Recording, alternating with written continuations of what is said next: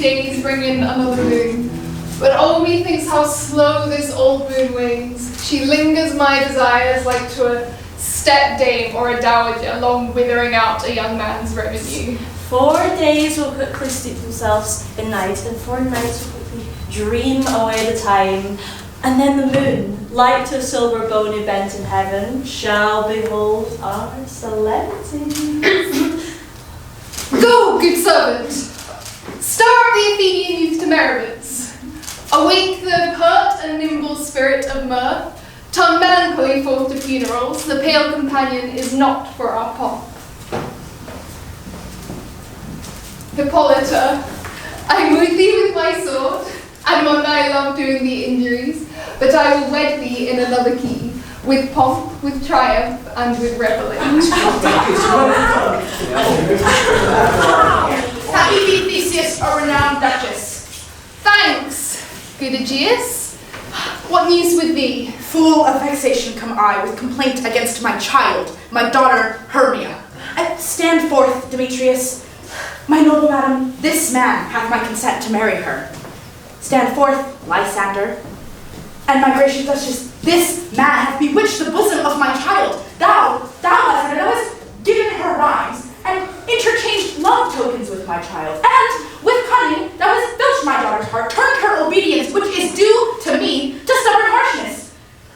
And, my gracious Duke, be it so she will not hear before your grace, consent to marry with Demetrius, I beg the ancient privilege of Athens. As she is mine, I may dispose of her, which shall be either to this gentleman, or to her death, according to our law immediately provided in that case. What say you, Hermia?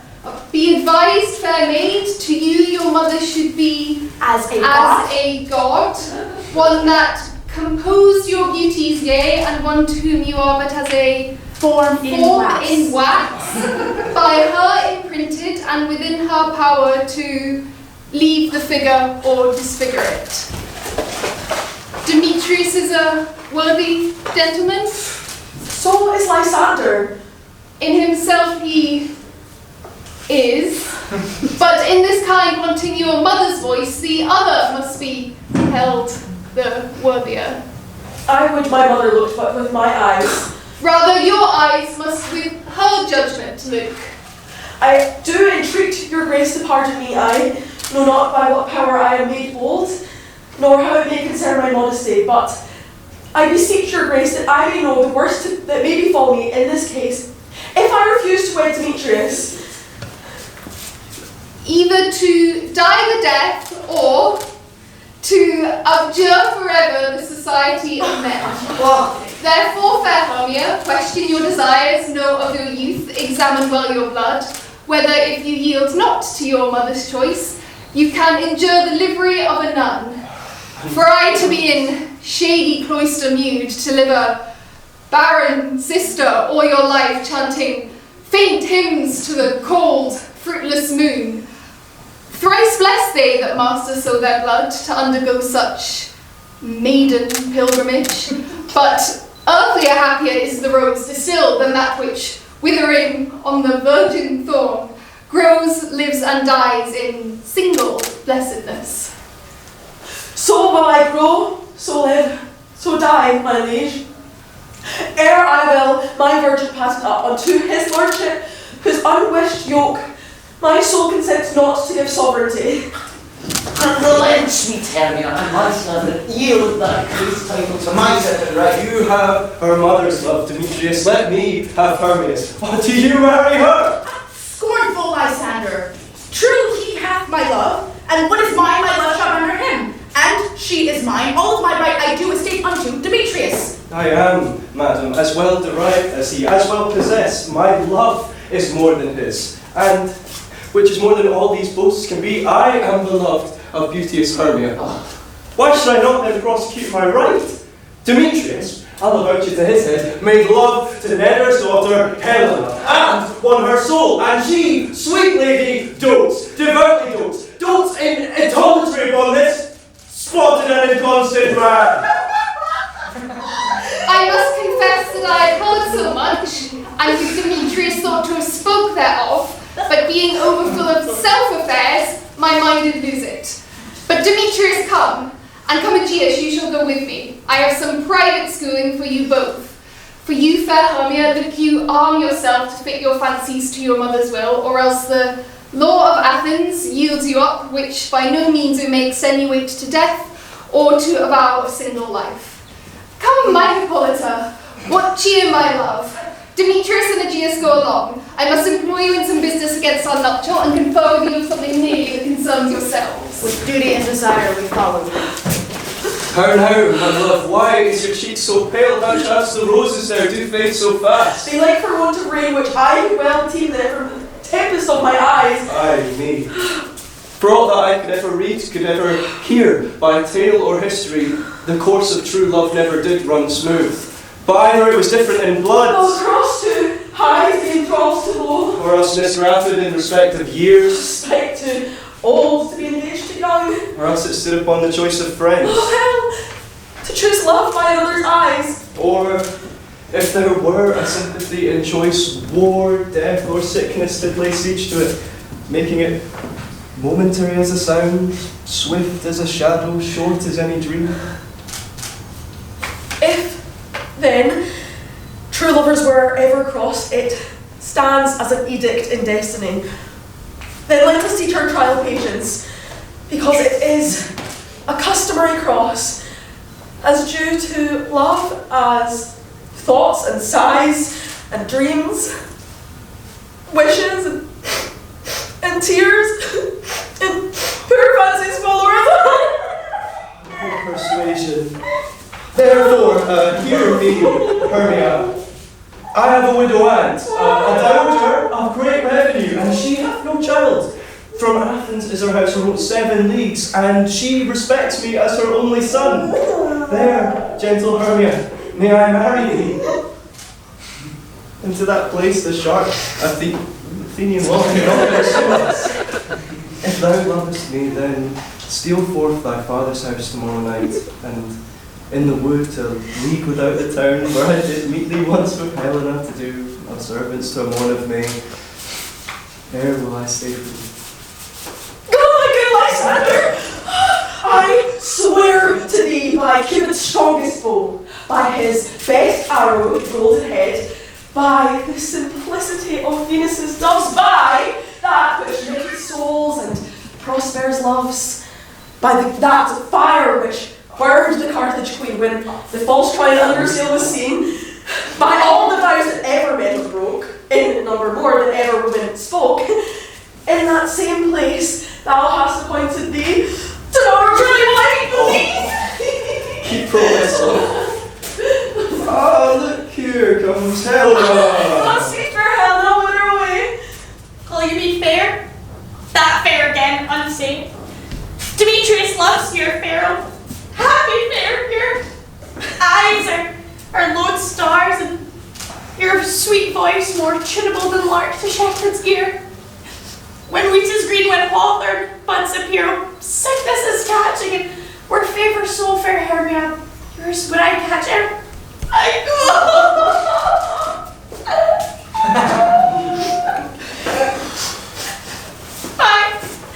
My ear should catch your voice in my eye. Your eye, my tongue should catch your tongue's sweet melody.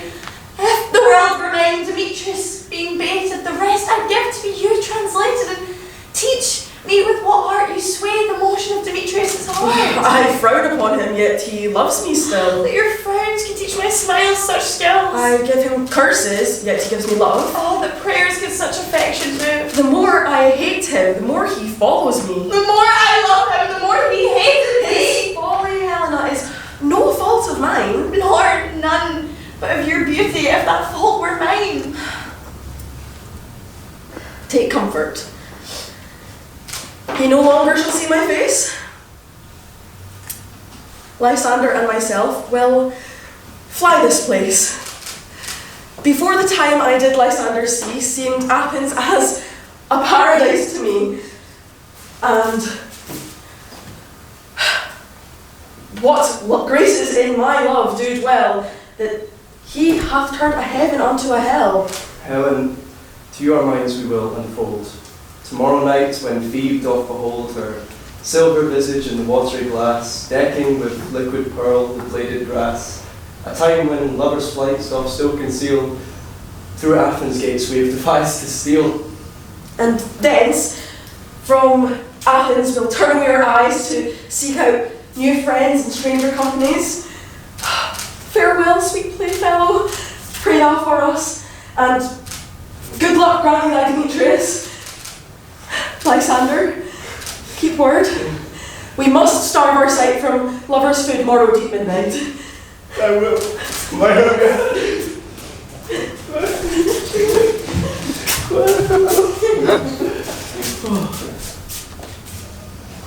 Helena. Adieu. As Demetrius, dote on you, you on him.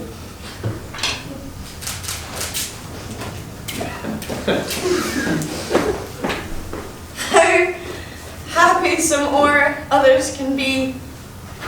Throughout Athens I am thought as fair as she, but what of it though? Demetrius thinks not so, and he will not know all but what he do know.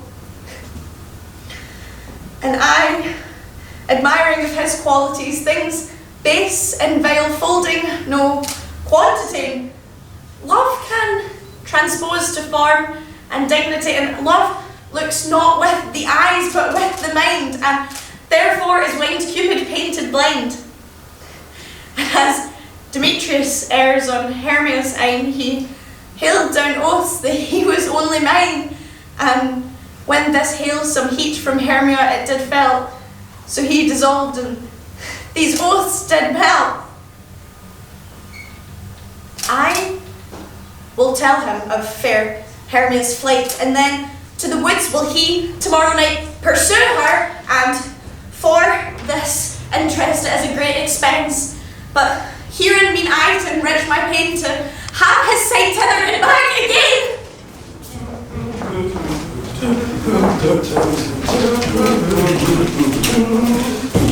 Is all our company here? You were best to follow generally, man by man, according to the script. Right. Here is the script of every man forfeit to all Athens to play in our interlude before the Duchess on her wedding day at night. Now, first do Peter Quince see what the play treats on, then read the names of the actors, and so grow to a point. Mary, our play is the most lamentable comedy and most cruel death of Pyramus and Thisbe. Oh, a very good piece of work, I assure you, and a merry. Now, do Peter Quince read the names of the actors by the scroll? Right. Nick Bottom, the weaver. Ready! Name what part I'm for and proceed. You, Nick Bottom, are set down for Pyramus. And what is Pyramus? A lover or a tyrant? A lover that kills himself, most gallant for love. Oh, this will ask some tears in the true performing of it. If I do it, and let the audience look to their eyes, I will move storms, I will cajole in some measure. To the rest, yet my chief humour is for a tyrant. This is Hercules' vein, a tyrant's vein. Oh! I can play a part to tear a captain to make all split. The raging rocks and shivering shocks shall break the locks of prison gates, and Phoebus' car shall shine from far and make and mar the foolish apes. This was lofty, and now name the rest of the players. This is Hercules' vein, a tyrant's vein. Lover is more condoling.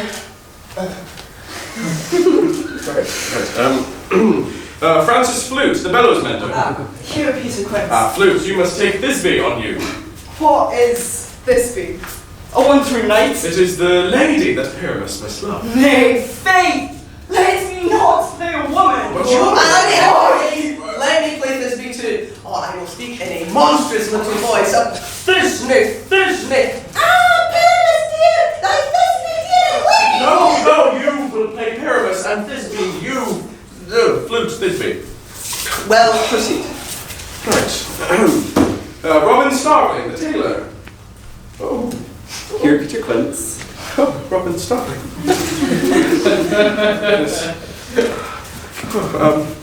Oh my goodness, sorry. You must take Thisbe's mother. Now I have the lion's part written. Pray you, are you so study? Hey, I will roar that I will do any man good to hear me. I will roar that you will hear the Duke say, let him roar again, let him roar again. And you should do it too terribly. You would fright the Duchess and the ladies, and they would shriek, and that were enough to hang us all. But I will aggravate my voice, that I will roar you as gently as any sucking dove. I will roar you and twere any nightingale. You can play no part of Pyramus. For you see, Pyramus is a sweet-faced man, a proper man, as it were in a summer's day, a most lovely, gentleman-like man. Therefore, you needs must play Pyramus. Well, I will undertake it.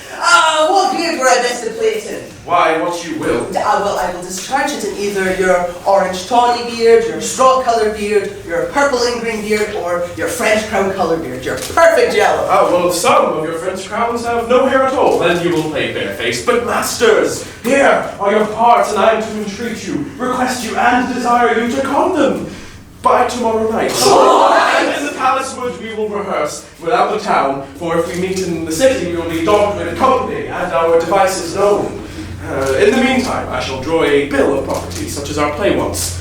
I pray you, fail me not. So we will meet, and there we may rehearse most obscenely and courageously. Take pains to be perfect. Adieu. At the Duke's oak we meet. Enough! Hold or cut bowstrings.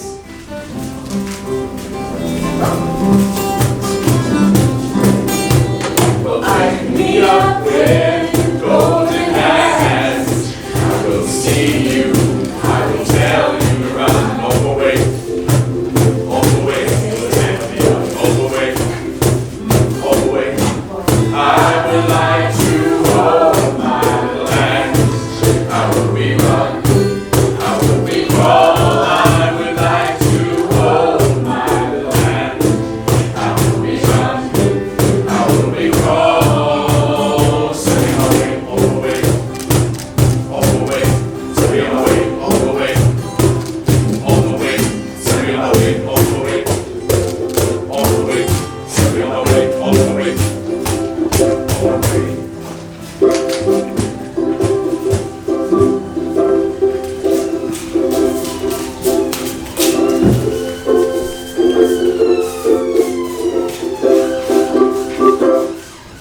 And now, spirits, whither wander you? Over hill, over dale, Through bush, over rear, through park, over pale, all through floods. through fire. We do wander everywhere, swifter than the moon's sphere. Oh, but to serve the fairy queen in 2 orbs upon the green. Farewell, down flob of spirits. We'll be gone, our queen and our house will come here anon. The king doth keep his revels here tonight. Take heed the queen come not within his sight. For Oberon is passing fell in wrath, because that she is her attendant hath a lovely boy, stolen from an Indian king. She never had so sweet a changeling. And jealous Oberon would help the child, knight of his train, to trace the forest wild. But she perforce withholds the loved boy, crowns him with flowers, and makes him all her joy. And now they never meet in grove or green, by fountain clear or spangled starlight sheen. But they do swear that all their elves, for fear, creep into acorn cups and hide them there. Either we mistake her shape and make him quite, or else you are that shrewd and mad sprite that they call Robin Goodfellow. Are you not he, the bright maidens of the villagry? Those hobgoblin and call you sweet puck. You do their work and they should have good luck. Are you not he? Thou speakst aright. I am the merry wanderer of the night. I jest to Oberon and make him laugh. When sometime lurk I in a gossip's bowl, in the very likeness of a roasted crab, and when she drinks, against her lips I bob, and on her withered dewlap pour the ale. The wisest ants telling the saddest tale, sometime for 3-foot stool mistaketh me. Then slip out from her bum. Down tumble she, a merrier hour was never wasted there. But room fairy, here comes Oberon. And here our mistress would that he were gone. Oh! Ill met by moonlight, proud Titania. What? Jealous Oberon? Fairies, skip hence, I have forsworn his bed company. Thrush wanton, am I not thy lord? Then I must be thy lady. But I know when thou hast stolen away from fairyland, and in the shape of corn sat all day playing on pipes of corn and versing love to amorous Phillida. Why art thou here? Come from the farthest step of India. But that forsooth, the bouncing Amazon, your buskined mistress and your warrior love, to Theseus, must be wedded, and you come to give their bed joy and prosperity. How canst thou thus for shame, Titania? Glance at my credit with Hippolyta, knowing I know thy love to pieces. Didst thou not lead her through the glimmering night from Perigonia, whom she ravished, and with fair Aegeal break her faith with Ariadne and Antiope? These are the forgeries of jealousy. And never, since the middle summer spring, met we on hill, in dale, forest, or mead, by paved fountain, or by rushy brook, or in the beechen margent of the sea, to dance our ringlets to the whistling wind. But with thy broads thou hast disturbed our sport. Therefore the winds, piping to us in vain, as in revenge, have sucked up from the sea contagious fogs, which, falling in the land, hath every pelting river made so proud that they have overborne their continents. The ox hath therefore stretched his yoke in vain, the ploughman lost his sweat, and the green corn hath rotted ere his youth attained a beard. The fold stands empty in the drowned field, and crows are fatted with the Murian flock. The nine men's morris is filled up with mud, and the quaint mazes in the wanton green for lack of tread are undistinguishable. The human mortals want their winter here. No night is now with him or carol blessed. Therefore the moon, the governess of the floods, pale in her anger, washes all the air that rheumatic diseases do abound, and thorough this distemperature, we see the seasons alter. Hoary-headed frosts, far in the fresh lap of the crimson rose, and an old Highland's thin and icy crown, an odorous chaplet of sweet summer buds, is as in mockery set. The spring, the summer, the childing autumn, angry winter change their wonted liveries, and the mazed world by their increase now knows not which is which. And this same progeny of evils comes from our debate, from our dissension. We are their parents and original. Do you mend it then? It lies in you. Why should Titania cross her Oberon? I do but beg a little changeling boy to be my henchman. Set your heart at rest. The fairyland lies not the child of me. His mother was a votaress of my order, and in a spiced Indian air by night full often hath she gossiped by my side, and sat with me on Neptune's yellow sands, marking the embarked traders and the flood. Oh, when we have laughed to see the sails conceive and grow big-bellied with the wanton wind, which she, with pretty and with swimming gait following, her wound enriched with my young squire, would imitate, and sail upon the land to fetch me trifles, and return again, as from a voyage rich with merchandise. But she, being mortal of that boy, did die, and for her sake do I rear up her boy, and for her sake I will not part with him.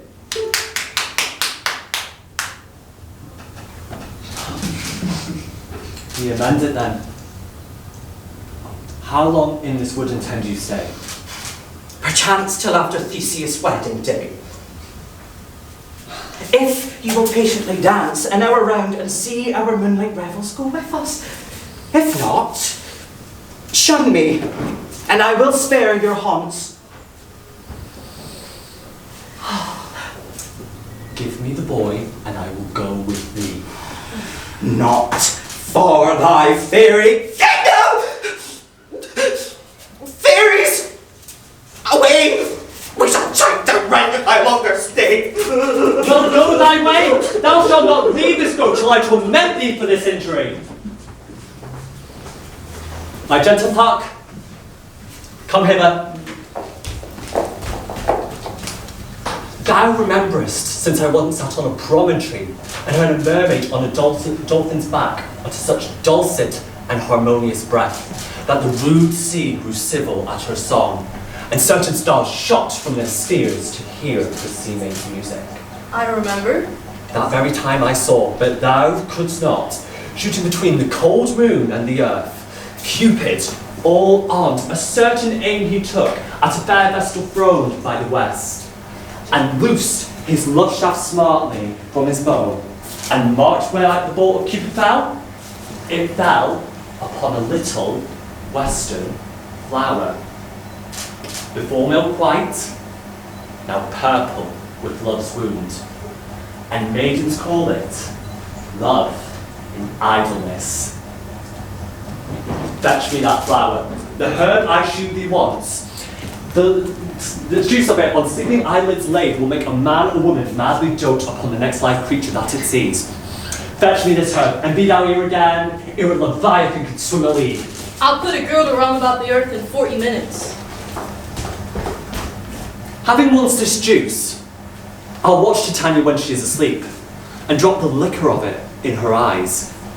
The next thing she waking on, be it on a lion, bear, or wolf, or bull, on meddling monkey, or on busy ape, she shall pursue it with the soul of love.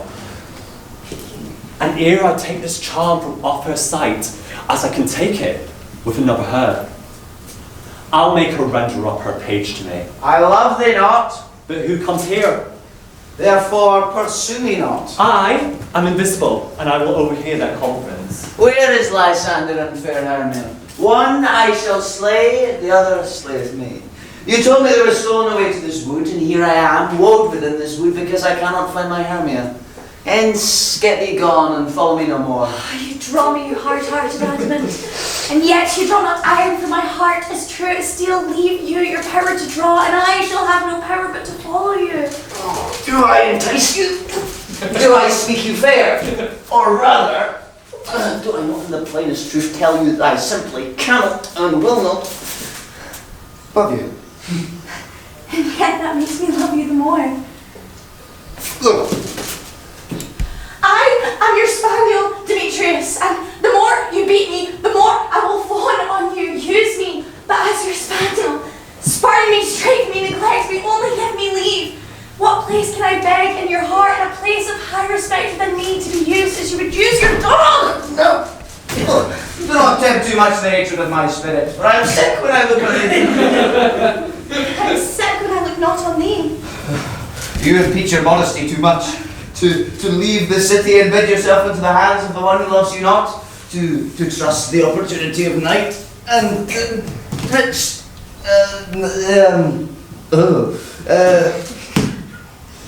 the rich worth of your virginity. Your virtue is my privilege, nor is it night when I do see your face. Nor doth this wood-like world's a company for you, and my mind are all the world, and how can it be said that I am alone when all of the world is here to look upon me? Well, then I will run from thee and hide me in the brakes and leave thee to the mercy of wild beasts. The wildest have not the heart as you. Run when you will, the story shall be changed. Apollo flies and Daphne holds the chase. I will not stay by questions. Let me go, or do not think I will not do thee mischief in the woods. Mischief? Oh, you do me mischief in the temple, and down in the field. My Demetrius, your wrongs do set scandal on my sex. Oh. We cannot fight for love as men may do. We were made to be wooed and not to woo. I'll follow thee and make a heaven of hell to die upon the hand I love so well. Fare ere he do leave this grove, thou shalt fly him, and he shall seek thy love. Hast the flower there? Welcome, wanderer. Aye, there it is. I pray thee, give it me. I know a bank where the wild thyme blows, where oxlips and nodding violet grows, quite over-canopied with luscious woodbine, with sweet musk roses and with eglantine. There sleeps Titania some time of the night, lulled in these flowers with dances and delight. And there the snake froze her enamelled skin, weed wide enough to wrap a fairy in. And with the juice of this, I shall streak her eyes and make her full of hateful fantasies. Take thou some of it and search through this grove. A sweet Athenian lady is in love with a disdainful youth. Anoint his eyes, but do when the next thing he espies must be the lady. Thou shalt know the man by the Athenian garments he hath on, affecting with some care as he may prove more fault on her than she upon her love. And meet me here at the first cock crow. Fear not, my lord, your servant shall do so.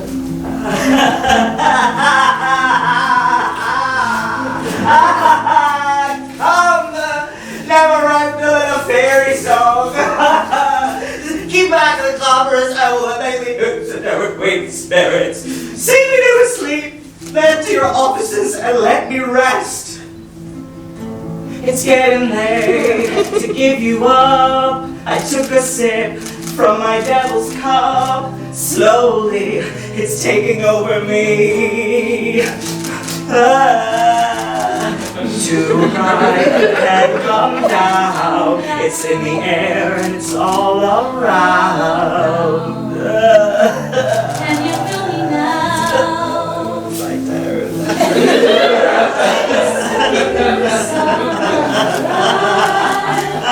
You're toxic, I'm slipping the taste of your poison paradise. I'm addicted to you, don't you know that you're toxic?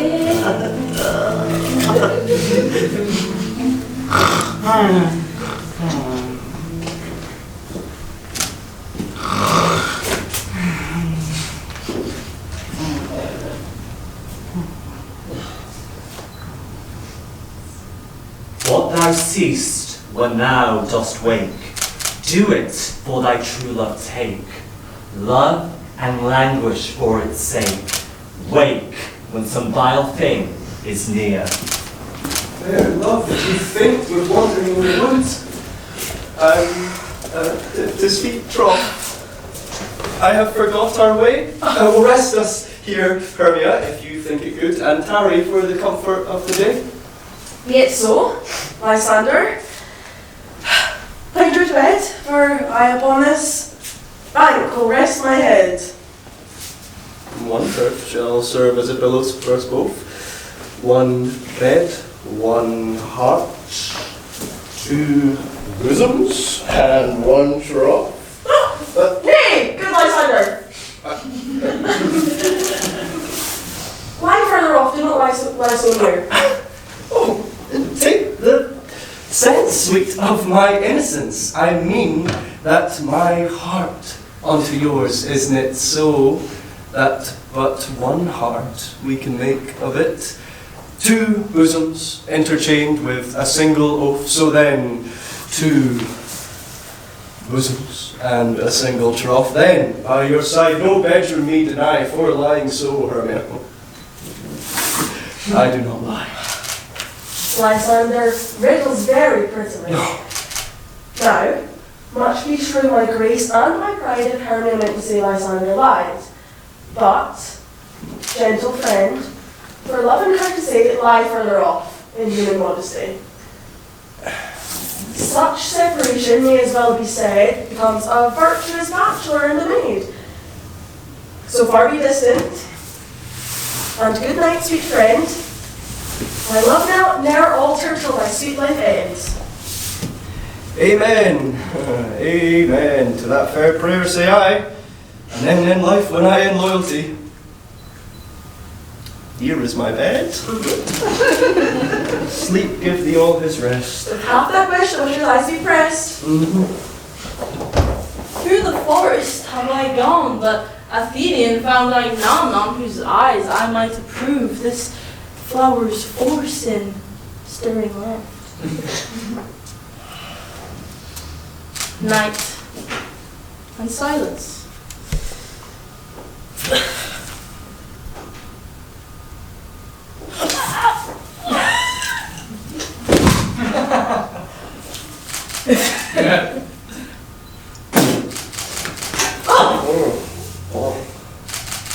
Who is here?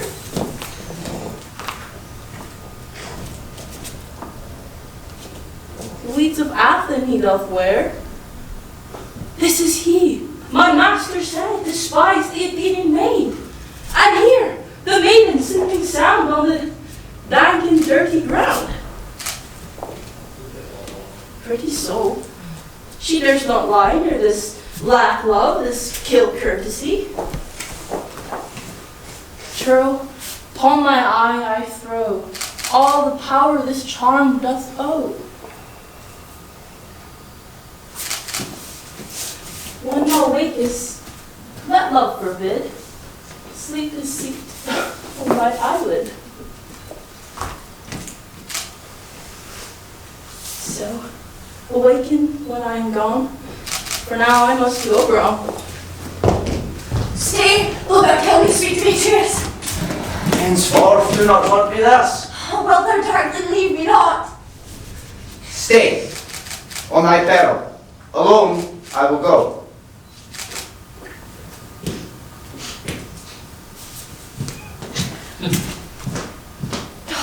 I am out of breath in this fond chase. The more my prayer, the lesser is my grace. Happy is Hermia, wheresoever she lies, for she hath blessed and attract eyes. Who is here? Lysander, dead, or asleep. I see no blood and no wind. If you let Lysander, good sir, away. Oh my.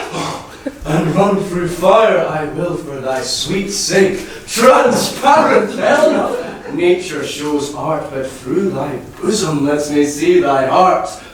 Where is Demetrius? Oh, how fit a word is that name to perish on my sword? Say not so. Say not so. What? Because you love your Hermia, Lord, what though? Hermia loves you, then be content. Content with Hermia? No! I do repent the tedious minutes I with her have spent. Not Hermia, but Helena. I love. Who will not change a raven for a dove? The will of man is by his reason swayed, and reason says you are the worthier maid. Things growing are not ripe until their season, so I, being young, till now ripe not to reason, and touching now the point of human skill, reason becomes the marshal to my will, and leads me to your eyes, where I o'erlook love's stories written in love's richest book. Wherefore was I to this keen moultrie born? When in your hands did I deserve this sword? It's not enough. It's not good enough, young man, that I cannot, nor never can deserve a sweet look from Demetrius's eye, but you must flout my insufficiency. You know, perforce I must confess, I thought you Lord of more true gentleness. No. And women of one man refused should not therefore of another be abused.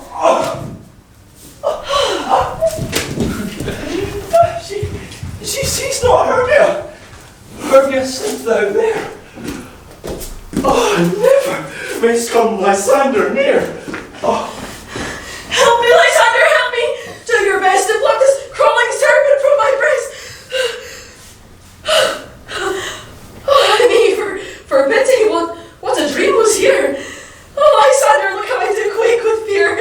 Methought a serpent eat my heart away, and you sat smiling at his cruel prey. Lysander? Lysander, what removed? Gone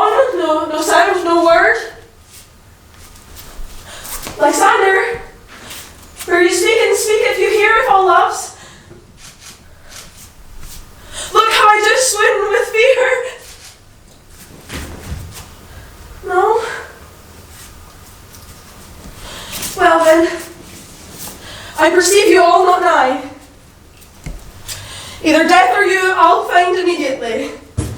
I will be king. You will be queen. The nothing that goes away. We can be heroes. Just for one day. We can be heroes. Just for one day. We can be heroes.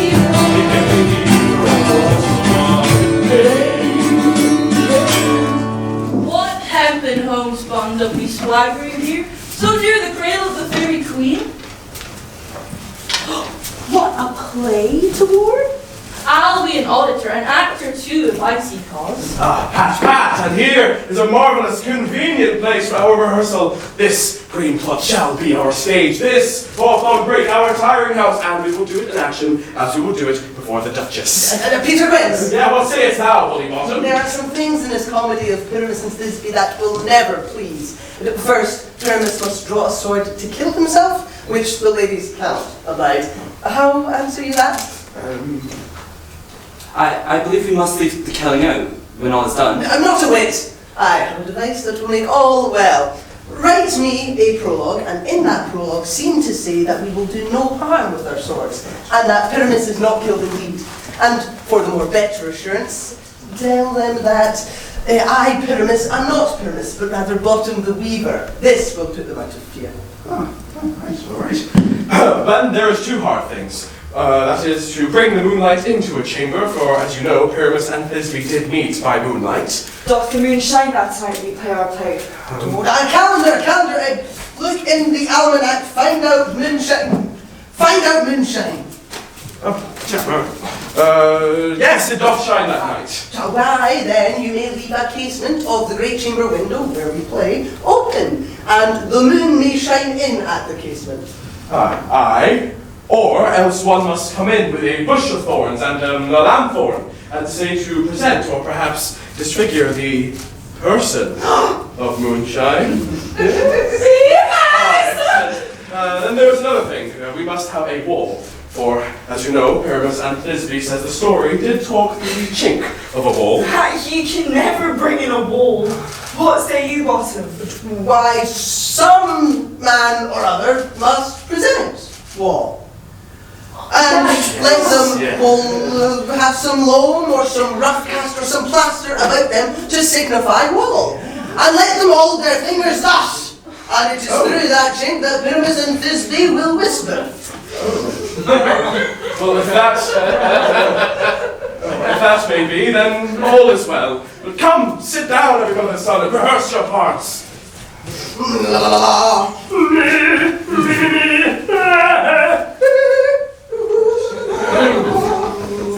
Pyramus, you begin. Once you have spoken that speech, enter into that break, and so everyone, according to his cue. Pyramus, start. Thisbe, stand forth. Thisbe, the flowers of Odious savour sweet. Odors! Odors savour sweet.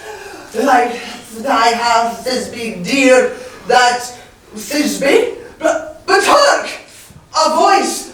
Stay now but here a while, and by will I to thee appear. Must I speak now? Aye, marry, must you, for you must understand he goes, but to see a noise he heard, and is to come again. Most radiant Pyramus, most lily white of hue, I'll meet thee, Pyramus, at Ninny's tomb. Ninny's tomb, woman, why you must not speak that yet. That you speak to Pyramus. You're a better fighter than you act. Pyramus, enter, your cue is never tired.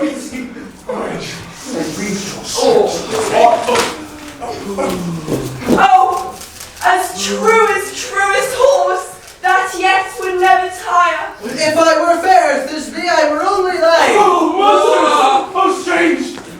We are haunted. Pray, masters, fly, masters, help! I'll follow you. I'll lead you about the ground. Through log, through bush, through brake, through briar. Sometime a horse I'll be, sometime a hound.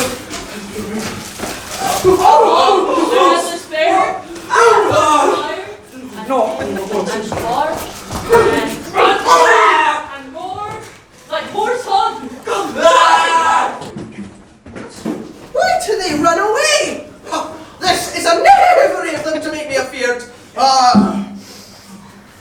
Bottom, thou art changed. What do I see on thee?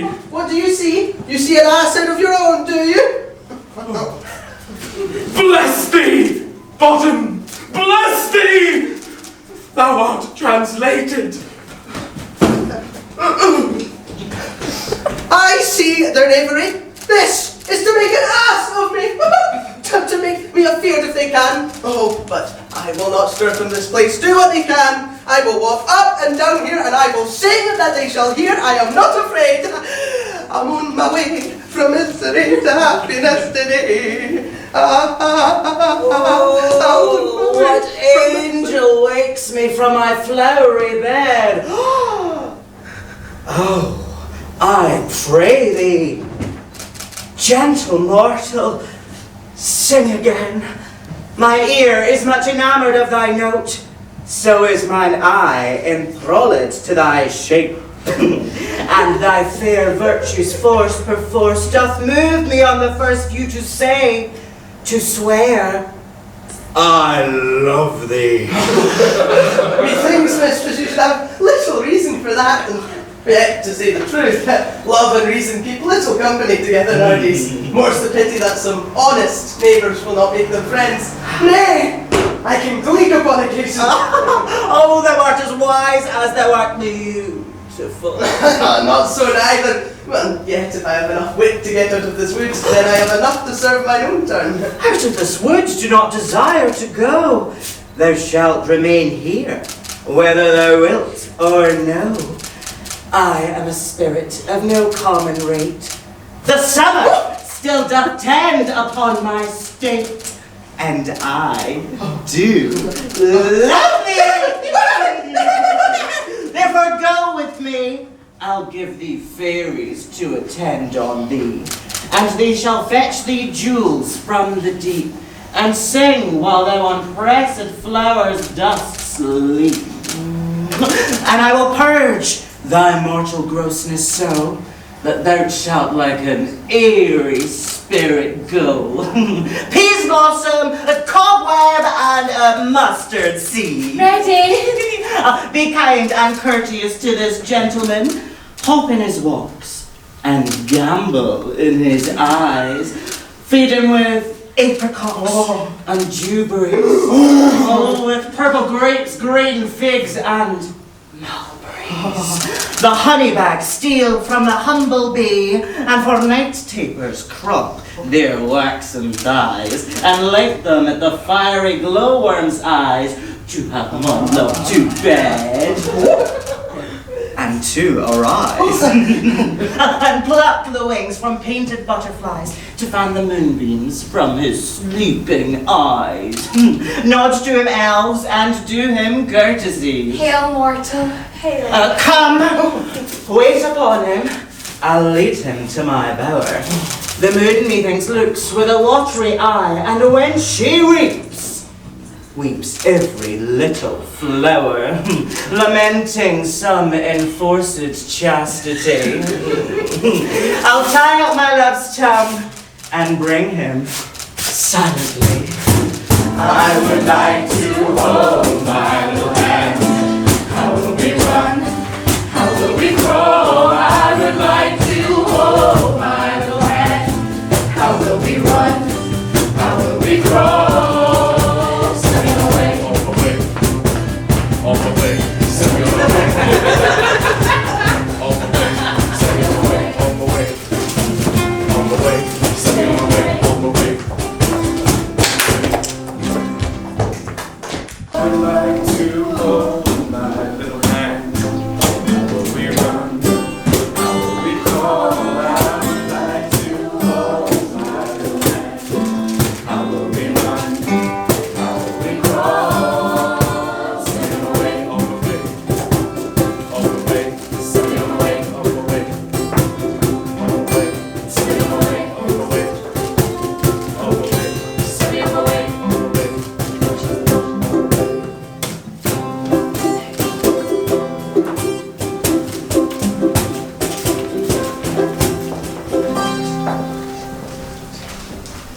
I wonder if Titania be awaked. Then What it was that next came in her eye that she must dote on in extremity. Here comes our messenger. How now, mad spirit, what might rule about this haunted grove? My mistress with a monster is in love. A crew of patches, rude mechanicals that worked for bread upon Athenian stalls were met together to rehearse a play intended for great Theseus' nuptial day. The shallowest, thick skin of that sort whom Pyramus presented in their sport forsook his scene and entered in a break.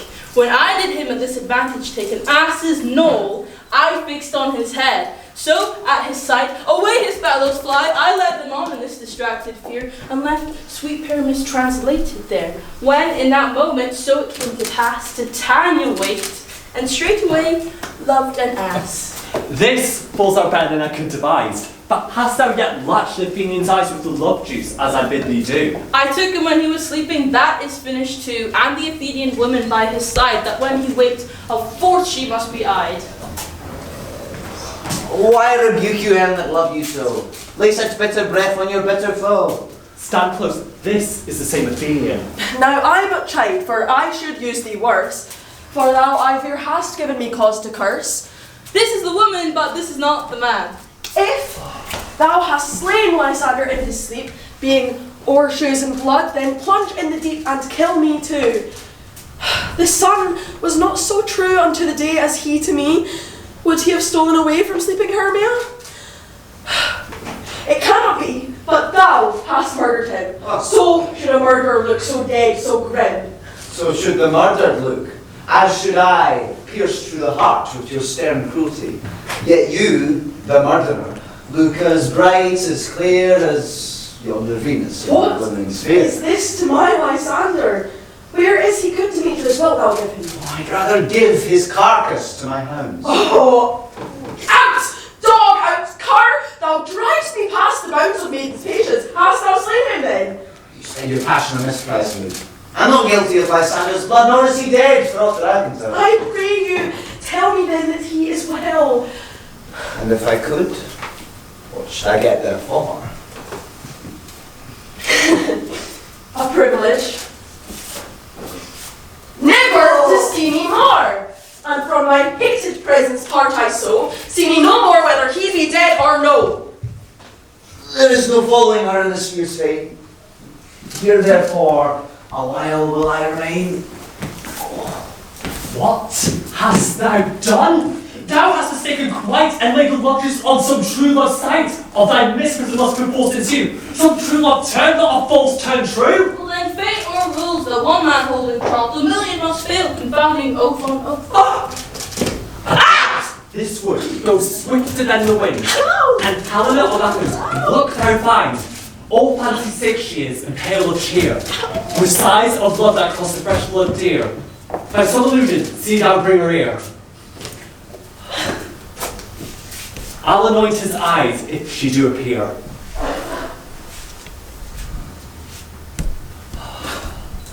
I go, look how I go. The arrows and torches go. Flower of this purple dye, hit with Cupid's archery, sink an apple of his eye. When his love he doth espy, let her shine as gloriously as the Venus of the sky. When she's near, if she be by, beg for her remedy.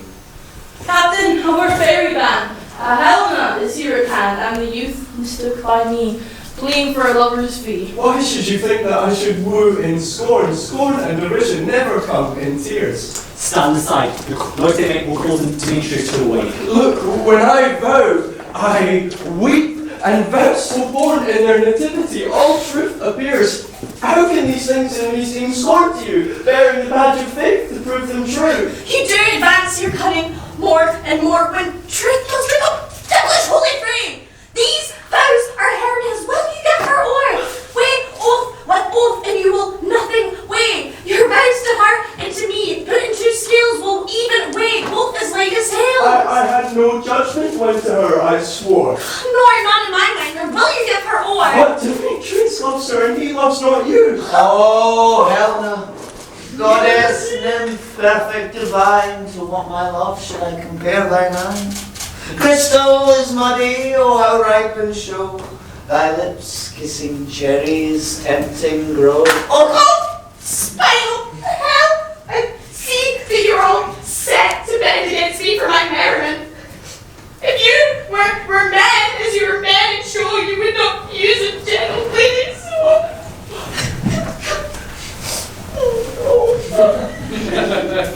You are unkind, Demetrius, be not so proud. You love Hermia, this you know, I know. And here, with all goodwill, with all my heart, in Hermia's love I yield you up my part. And yours, the Helena, to me bequeath, whom I do love and will do until my death. Never did Walker's ways more idle breath. Oh, Lysander. Keep thy Hermia, I will none. If ever I loved her, that love is gone. Like a guest wise sojourned at home to Hermia, Helena, as it returned, there to remain. Helen, it is not so. Spanish the faith thou dost not know, lest to thy peril if thou buy it, dear. Thou art not by my eye, Lysander, found. Look, yonder is thy love. My ear I sang, brought me to thy sound, but why unkindly didst thou leave me so? Why would ye stay who loved off west to go? What love could move Lysander from my side?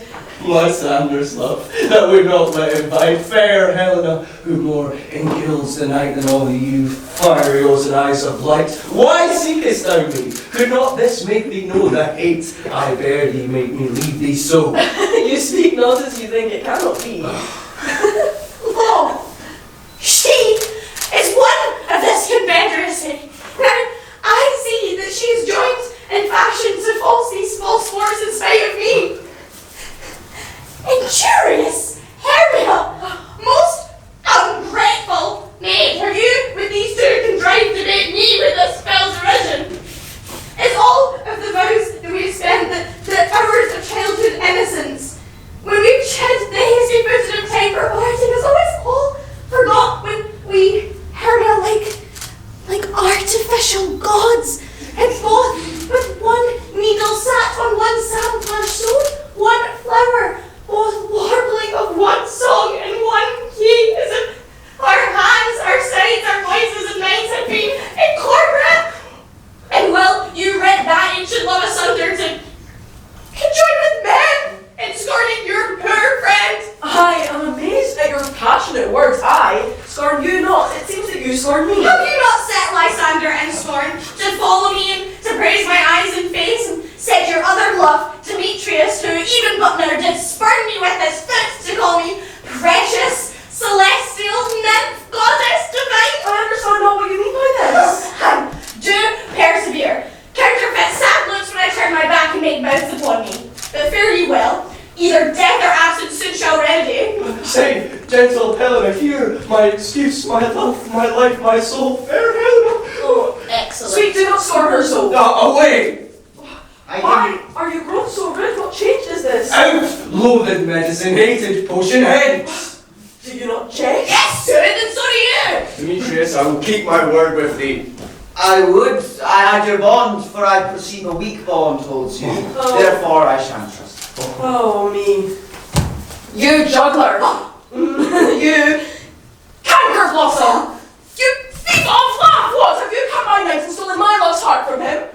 Fine. I think. Have you no modesty?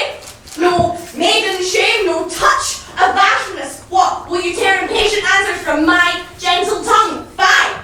You counterfeit, you puppet, puppet! Why so? That way goes the game.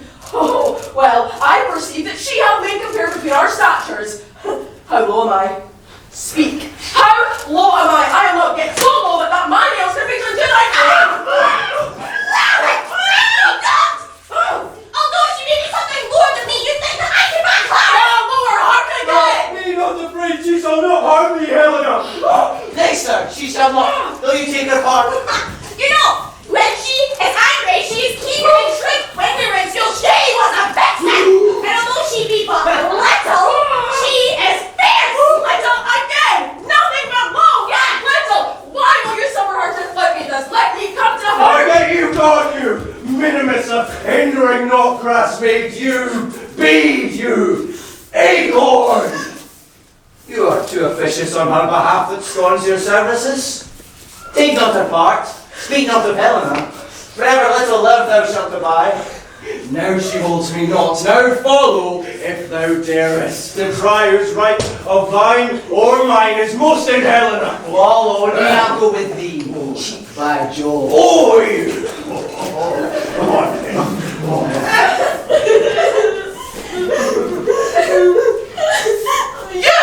Mistress!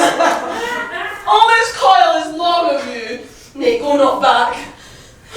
I no longer trust you. Nor will I stay in your cursed company.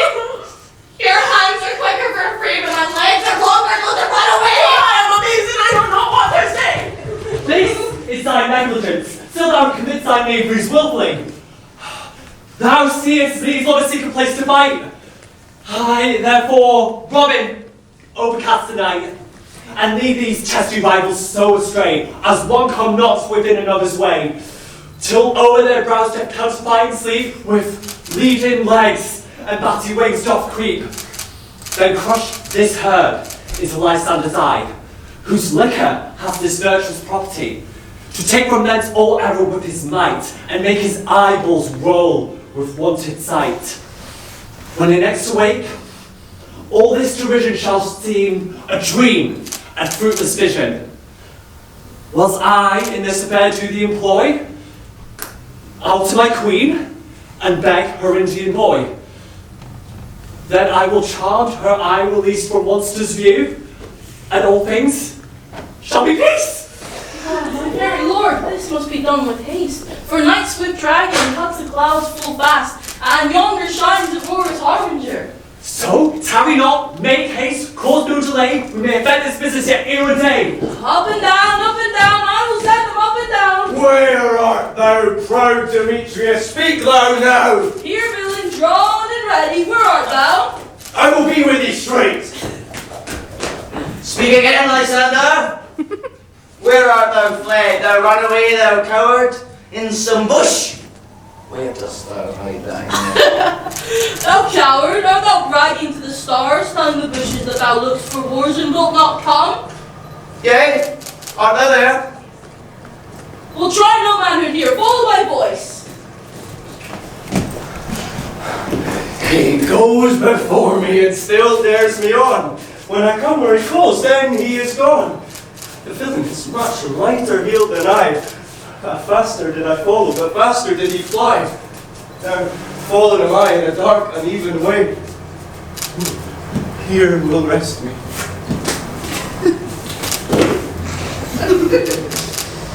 Where art thou now? Come hither, I am here. Nay, thou mockest me. Faintness constraineth me. Oh, weary night. Oh, long and tedious night. Abate thy hour. Shine comforts from the east that I will be back home to Athens by daylight. And sleep, which sometimes shuts up sorrow's eyes. Yet but 3, come on more. Never so weary, never so in woe, bedabbled with the June, torn with briars. I can no further crawl, no further go. My legs can keep no pace with my desires. Here will I rest me till the break of day. Heaven's shield Lysander if he means affray. On the ground, sleep sound. I'll apply to your eye, gentle lover, remedy.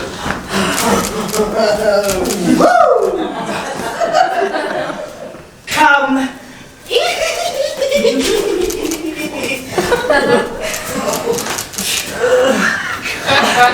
Sit thee down upon this flowery bed, while I thy amiable cheeks do coy, and stick musk roses in thy sleek smooth head, and kiss thy fair large ears, my gentle joy. Where's Peas Blossom? Ready. Oh, scratch my head, Peas Blossom. Wilt thou hear some music, my sweet love? And say, sweet love, what thou desirest to eat. Oh, truly a peck of provender.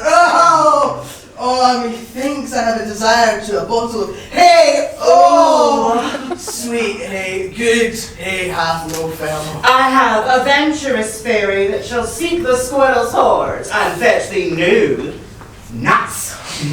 Oh, I pray you, let none of your people stir me. I have an exposition of sleep come upon me. Oh, sleep thou, and I will wind thee in my arms.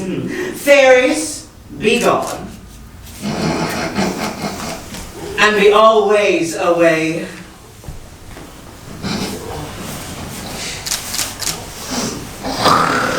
Oh, so doth the woodbine, the sweet honeysuckle gently entwist, the female ivy so enrings the barky fingers of the elm. Oh, how I love thee, how I dote of thee! Welcome, good Robin. Seest thou this sweet sight? Her dotage now I do begin to pity. When I did ask of her changeling child, straight she gave me, and her fairy sent him to bear him to my bower in fairy land. Now that I have the boy, I will undo this hateful imperfection on her eyes. And, gentle Puck, take this transformed scalp of this Athenian swain's head, and when they awake may all to Athens back again repair. But first, let me release the fairy queen. Be as thou as wont to be, see as thou as wont to see. Dian's bud o'er Cupid's flower hath such force and blessed power. Now, my Titania, wake you, my sweet queen. Oh, my Oberon! What visions have I seen? Methought I was enamoured of an ass. There lies your love. Oh, how came these things to pass?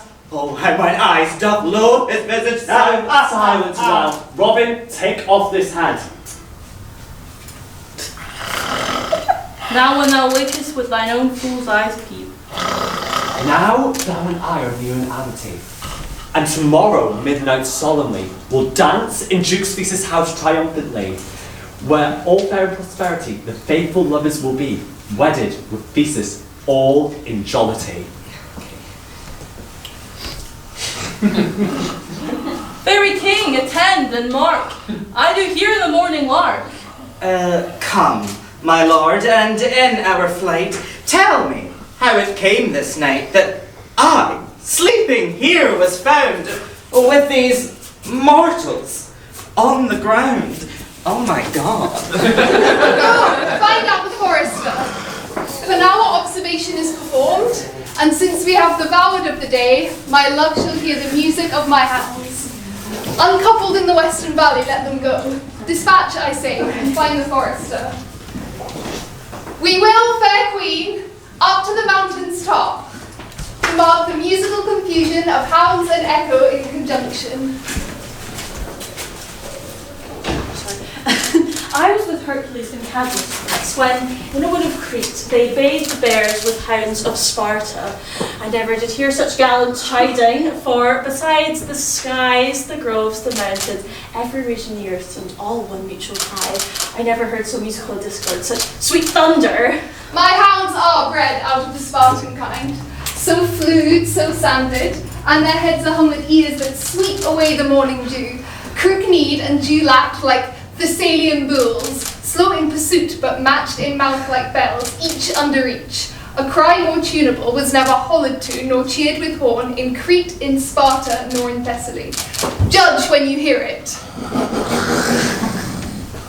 But soft, what nymphs are these? My grace, this is my daughter here asleep. This Lysander, this Demetrius is. This is Helena, old Maynard's Helena. I wonder if they're being here together. No doubt they rose up early to observe the rite of May, and hearing our intent, came here in grace of our solemnity. But speak, Aegeus, is this not the day that Hermia should give answer of her choice? It is, madam. Go, wake them.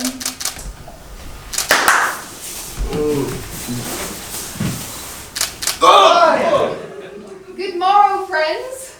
St. Valentine is past. Begin these wood birds but to couple now. Pardon, madam?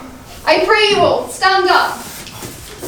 I know that you two are rival enemies. How comes this gentle concord in the world?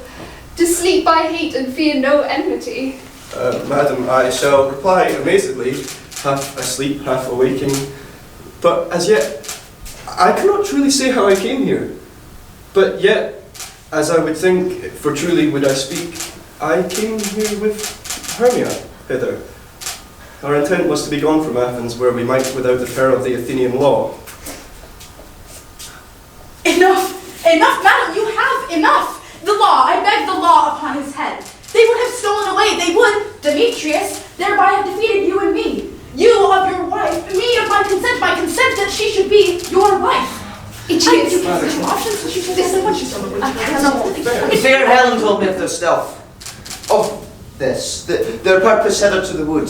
And I, in fury, followed them, and fair Helena in fancy followed me. And my liege, I know not by what power, but by some power it is. My love for Hermia melted as the snow, and seems to be now the remembrance of some idle gods that in my youth I did dote upon. And now the object of my heart and the one virtue and pleasure of mine eye is Helena, whom I loved since betrothal to Hermia, whom in sickness I did loathe this food, but in health came to my natural taste, came to long for it and love it and wish for it and evermore be true to it. Fair lovers, you are fortunately met. Of this discourse we will hear more anon. Aegeus, I will overbear your will. For in the temple by and by today, these couples shall eternally be knit. And since the morning is something worn, our purpose hunting shall be set aside. Away with us to Athens, 3 and 3. We'll hold a feast in great solemnity.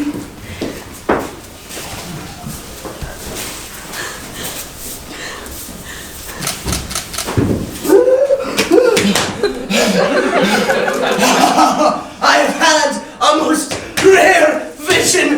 Oh, I have had a dream. Past the wit of man to say what female was. Oh, man is but an ass if he go about to expound this dream. Methought I was. Oh, there is no man can tell what. Methought I was and methought I had. A man is but a pageant fool if he will offer to tell what methought I had. I shall get Peter Quince to write a ballad of this dream, and it shall be called Bottom's Dream. Because I have no bottom. And I shall sing it in the latter end of a play before the Duchess. Peradventure, to make it the more gracious, I shall sing it at her death.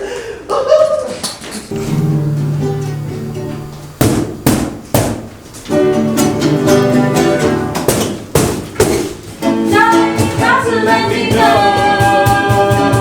Should I stay or should I go? Should I stay or should I go now? Should I stay or should I go now? If I go there will be trouble. If I stay it will be double. So run, let me know. Should I stay or should I go? Have you sent to Bottom's house? Has he come home yet? He cannot be heard of. Out of doubt he is transported. If he come not, then the play is marred. It goes not forward, doth it? It is not possible. There's not a man in all Athens able to discharge Pyramus but he. No, he hath simply the best of wit of any handicraft man in Athens. Masters, the Duchess is coming from the temple, and there's 2 or 3 lords and ladies more married. If our sport had gone forward, we'd all be made men. No, sweet bully Bottom! Thus hath he lost 6pence a day during his life. He could not have escaped 6pence a day, and the Duke had not even given him 6pence for playing Pyramus. I'll be hanged. 6pence a day in Pyramus or nothing! Where are these lads? Where are these hearts? Bottom! Oh, yes! It's the day!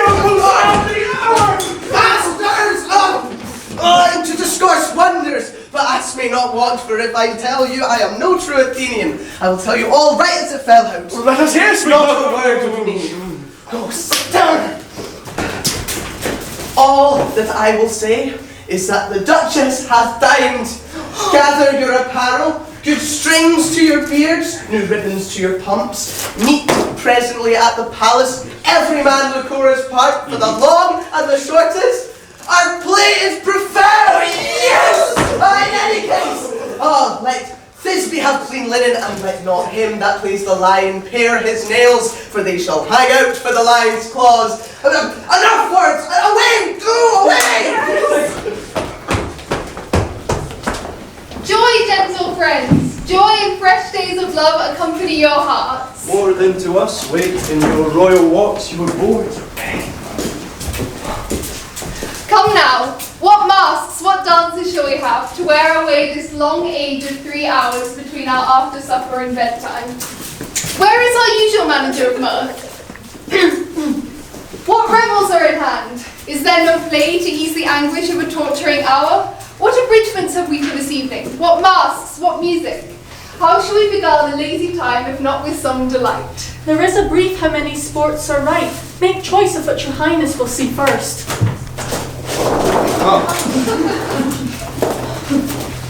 The battle with the centaurs, to be sung by an Athenian eunuch to the harp. The riot of the tipsy bacchanals, tearing the Thracian singer in their rage. The thrice 3 muses, mourning for the death of learning, late deceased in beggary.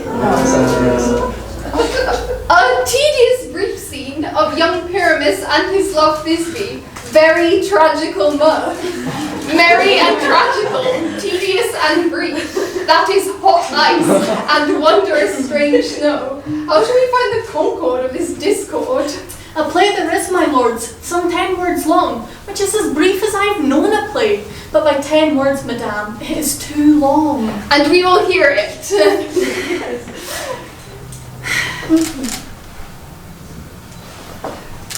I will hear that play, for never anything can be amiss when simpleness and duty tender it.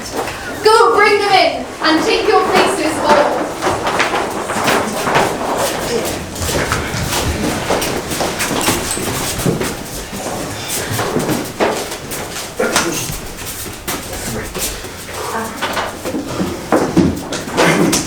If we offend, it is with our goodwill, that you should think we come not to offend, but with goodwill. Sorry.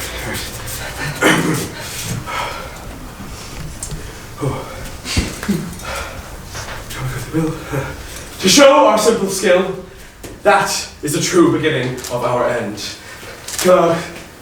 Consider then we come but in despite. We do not come as minding to contest you, our true intent is. All for your delight, we are not here. And the actors are at hand, and by their show you shall know all that you are like to know. Gentles, perchance you wonder at the show, but wonder on, till truth make all things plain. This man is Pyramus, if you would know. This beauteous lady, Thisbe, is certain. By moonshine did these lovers think no scorn to meet at Ninus' tomb, there to woo. So, in this same interlude, it doth befall that I, perforce by mischance, present a wall. And such a wall, as I would have you think, that had in it a crannied hole, or chink, through which the lovers, Pyramus and Thisbe, did whisper often very secretly. This loam, this rough cast, and this stone doth show that I am that same wall, through which the fearful lovers often whisper.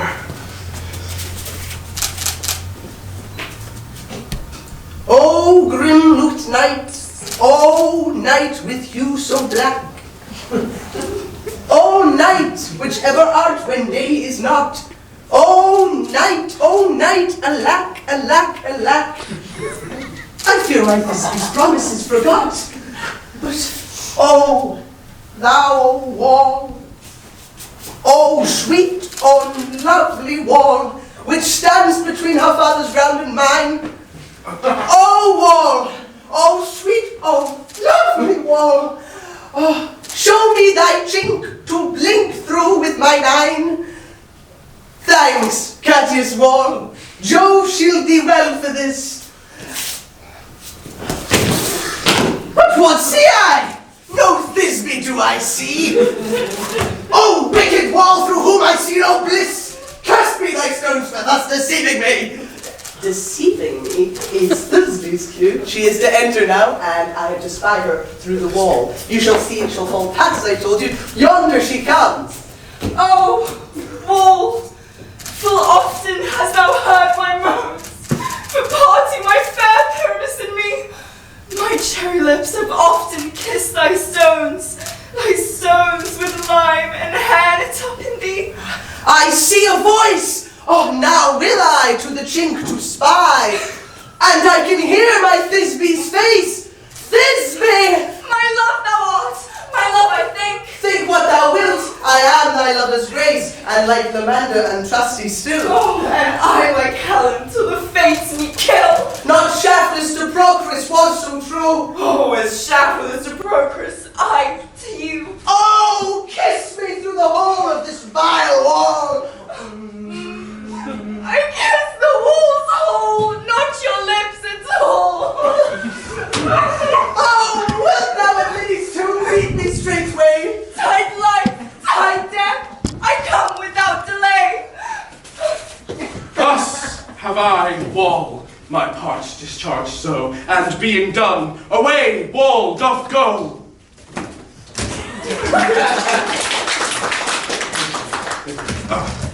And you, gentle ladies, whose hearts do fear the smallest monstrous mouse that creeps on floor, may now perchance tremble or quake here when lion, rough in wildest rage, doth roar. Then know that I, one Peter Quince, and two a lion's fell, nor else no one lion's den. Yes, for if I should, as lion, come with strife into this place, 'twere pity on my life. All that I have to say is to tell you that I am moonshine.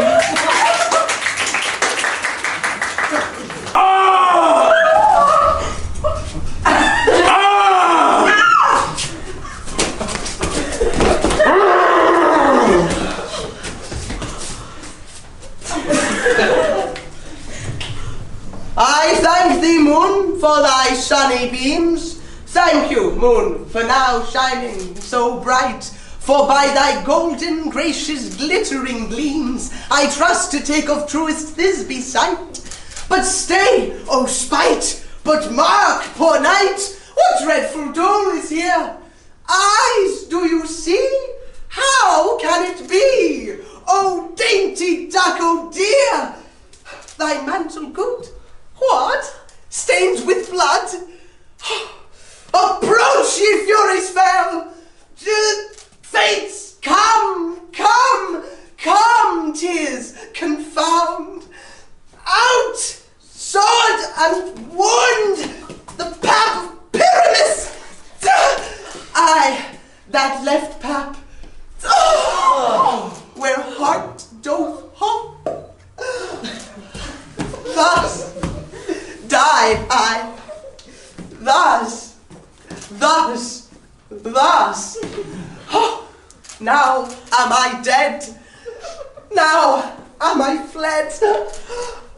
My soul is in the sky. Tongue, lose thy light. Moon, take thy flight. Now, die. Die. Die. Die. Die.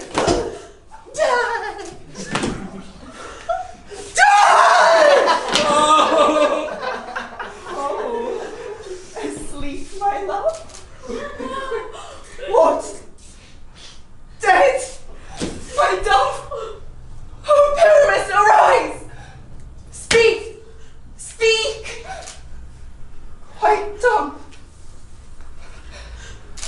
Come, not a word. Come, trusty sword. Come, bait. My breast imprint. Farewell, friends. Thus, this be end. Adieu. Adieu. Adieu.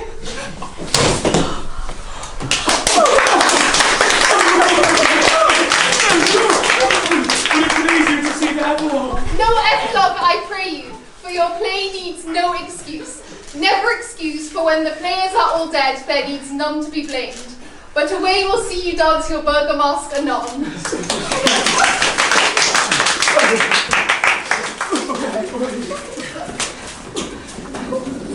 The iron tongue of midnight hath told 12. We'll soon to bed. 'Tis almost fairy time. I fear we shall outsleep the coming morn, as fortnight held we this solemnity in nightly revels and new jollity. And so, sweet friends, one dance, and we'll to bed.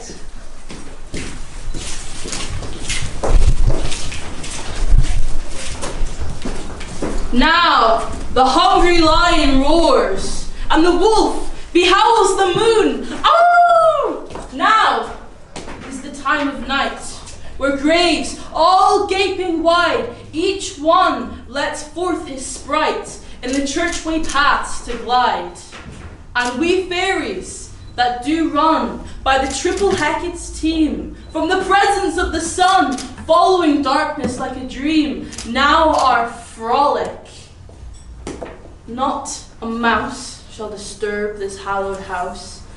I'm sent with broom before to sweep the dust behind the door.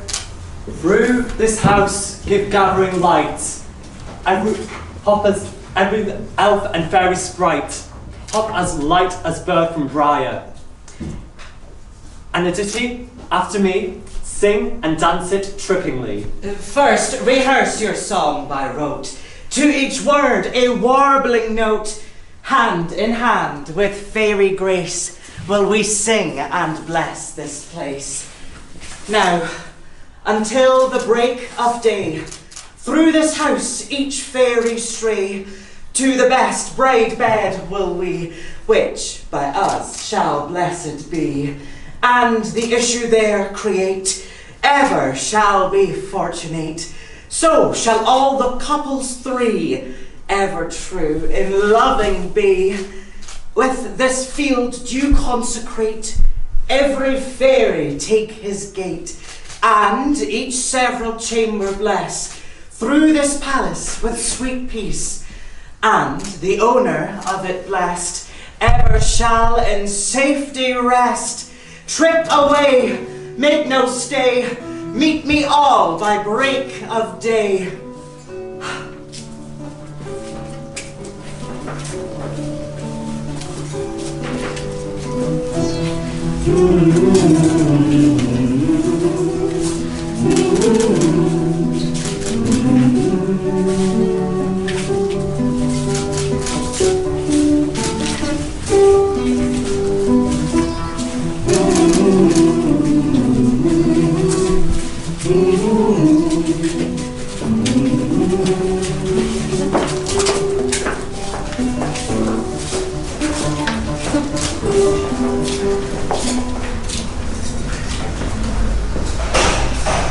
If we shadows have offended, think but this and all is mended, that you have but slumbered here while these visions did appear.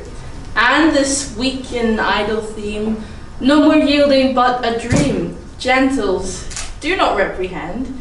If you pardon, we will mend. And as I am an honest puck, if we have unearned luck now to scape the serpent's tongue, we will make amends ere long. Else the puck a liar call. So, good night unto you all. Give me your hands if we be friends, and Robin shall restore amends.